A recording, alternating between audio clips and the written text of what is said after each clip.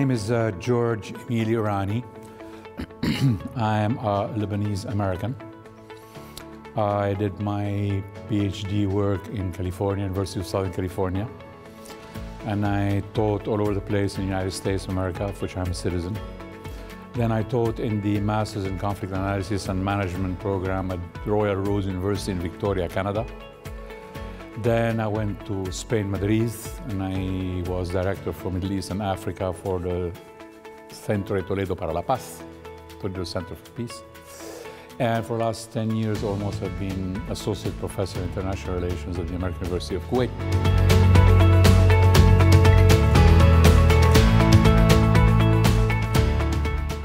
First of all, we need to define what do we mean by intercultural dialogue, right? We're talking about, dialogue across civilizations, across life modes, mode de vie, as the French, and so on. Actually, we've had intercultural dialogue for a long time, okay? Different types of dialogue.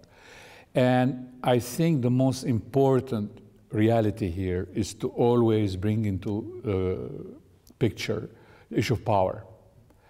Basically, the British colonizers in India, they had intercultural dialogue. It was a violent one. Ditto the French in Algeria. That was another type of intercultural dialogue. Ditto what's happening now with the refugees in Hungary, what's happening in Italy, Greece, and so on and so forth. That's another type. Dialogue, non-dialogue.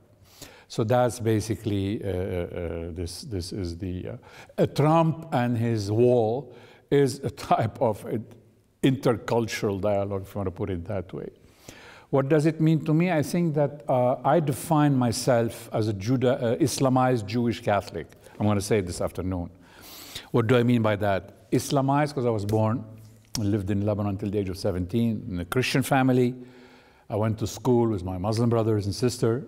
We celebrated their holidays, they celebrated ours.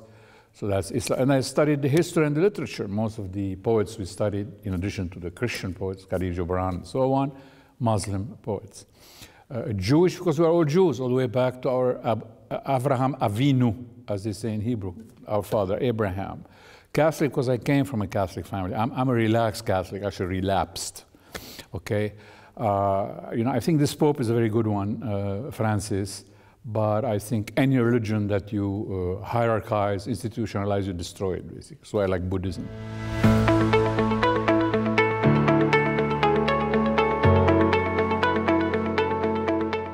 It is reflected on a daily basis, if you will, because I'm teaching Kuwaiti students.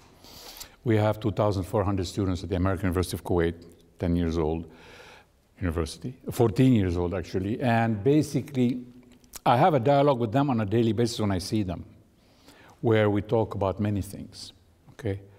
All the way back to the establishment of Kuwait, to the LGBT, by the way. That's something we talk about, by the way. Okay, so that's the thing. The other thing is reflected in the various friendship I have and the networks I have, which span all the way from Beirut to Madrid to Washington to Praha to Budapest, okay? So different dimensions.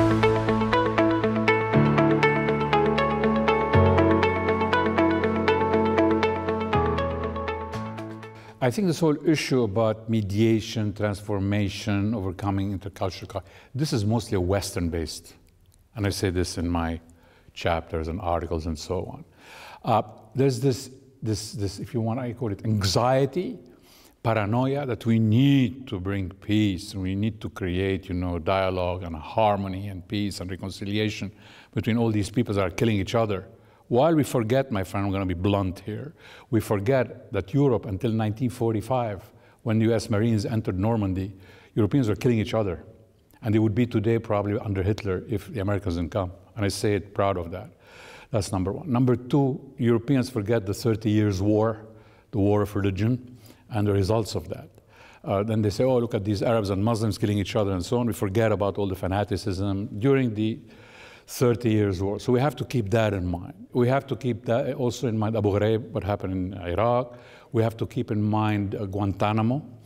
I'll be very honest with you, when they had the story of Khashoggi and all the hullabaloo about that, my students, one of them told me, Kuwaiti, She said, what is this all noise about?